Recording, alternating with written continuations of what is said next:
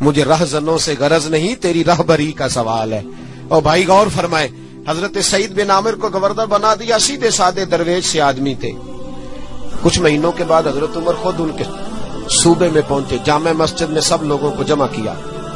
جب سب لوگ جامع مسجد میں جمع ہوئے تو حضرت عمر فاروق نے فرمایا اپنے گورنر کے بارے میں بتاؤ کیسا ہے۔ یہ ہے جمہوریت۔ ادھر دیکھیں جی، میری بات پہ توجہ فرمائیں، یہ جمہوریت ہے۔ گورنر سامنے کھڑے، فرمایا بتاؤ گورنر کیسا ہے؟ تو لوگوں نے کہا 4 شکایتیں ہیں گورنر صاحب سے۔ اس کو حضرت ابن جوزی علیہ رحمہ نے نقل فرمایا، 4 شکایتیں۔ کون سی؟ کا پہلی شکایت یہ ہے کہ گورنر صاحب جب شروع میں گورنر آئے تھے تو فجر کی نماز کے بعد ہی لوگوں کی بات سننے لگتے تھے، اب نماز پڑھ کے گھر جاتے ہیں، 9-10 بجے واپس آتے ہیں۔ دوسری شکایت یہ ہے کہ ہفتے میں 1 دن ملتے نہیں۔ تیسری شکایت ہے صرف دن کو ملتے ہیں، رات کو نہیں ملتے۔ اور چوتھی شکایت یہ ہے کہ کبھی کبھی رونے لگتے ہیں اور بے ہوش ہی ہو جاتے ہیں۔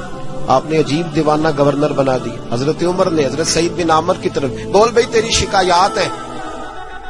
جناب سعید بن عامر کہنے لگے حضور میرا راز نہ ہی کھلتا تو اچھا تھا، اگر آپ نے کہا ہے تو کہہ دیتا ہوں، بتائیے۔ فرمایا تیری پہلی شکایت ہے کہ تو فجر کے بعد گھر جاتا ہے، 9-10 بجے آتا ہے۔ جناب سعید بن عامر رو پڑے۔ گورنر صاحب کہنے لگے حضور غریب ہوں، نوکر رکھنے کے پیسے نہیں، بچے میرے پاس موجود نہیں، بیوی میری بیمار ہو گئی ہے، 30 سال اس بھلی مانس عورت نے میری خدمت کی، اب بیمار ہے، نماز پڑھ کے گھر جاتا ہوں، اپنی معذور اور بیمار بیوی کو ناشتہ پکا کے دیتا ہوں، اگر اس کے کپڑے بدلنے والے ہوں تو اس کا وجود دھو کے کپڑے بدلتا ہوں، گھر میں جھاڑو دیتا ہوں، برتن مانجتا ہوں، لوٹتے دیر ہو جاتی ہے۔ کہتے ہیں حضرت عمر پہلے جواب پہ سختہ طاری ہو گیا، کہ تیری دوسری شکایت یہ ہے کہ ہفتے میں 1 دن ملتے نہیں۔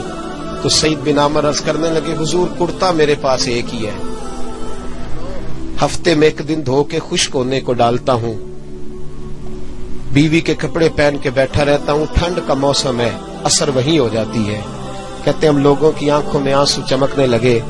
کہا تیری تیسری شکایت یہ ہے کہ تو دن کو ملتا ہے، رات کو نہیں ملتا۔ تو رونے لگے، داڑھی ہاتھ سے پکڑ لی، کہنے لگے حضور دیکھیں کوئی بال کالا تو نہیں نا، ساری سفید ہو گئی ہے، پتہ نہیں رب کریم کب بلا لے گا۔ دن مخلوق کے لیے رکھا ہے، رات اپنے رب کے لیے رکھی ہوئی ہے۔ میں ساری رات اسے مناتا ہوں کہ مولا یہاں پردے رکھے ہیں تو وہاں بھی میرے پردے ہی رکھنا، اے اللہ یہاں تو نے وقار دیا ہے تو وہاں بھی وقار ہی دینا۔ اور کہا کبھی کبھی روتے ہو اور بے ہوشی ہو جاتے ہو؟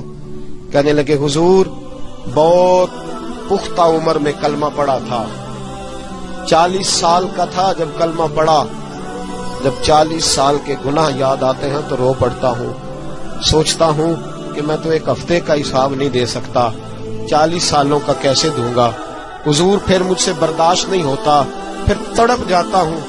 جب چاروں باتیں کہیں تو پھر رونے لگے، کہنے لگے حضور اب میری سزا کا بھی اعلان کر دیں، اب میرے پردے کھلے تو سزا کی بات بھی کریں۔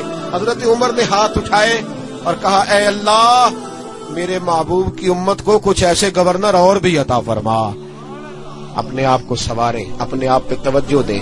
بڑا ہو گیا خوابوں کی دنیا میں زندہ رہنا اور لفظوں اور جملوں کی اوٹ میں چھپ کے اپنے آپ کو مطمئن کرنا، اب ذرا عمل کی دروازے کی طرف بھی اپنے قدم بڑھائیں اور کچھ کام ایسے بھی کریں جو ہمارا اور ہمارے رب کا راز ہو، اور صبح قیامت وہ ہمارا خزانہ ہمارے کام آئے، ہمیشہ مدحت خیر الانام میں گزرے۔